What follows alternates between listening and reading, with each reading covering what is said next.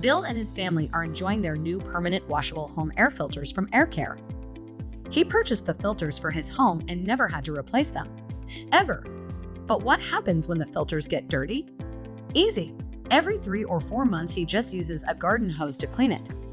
Since Bill registered his washable filter at filterwarranty.com, he receives a reminder notification when it's time for cleaning.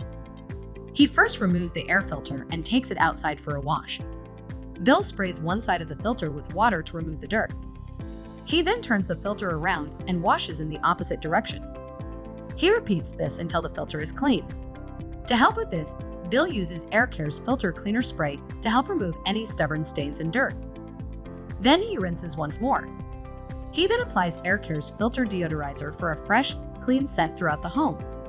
He then lets the filter dry and then reinstalls it.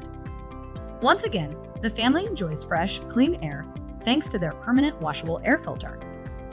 Find out more about permanent washable air filters at air-care.com.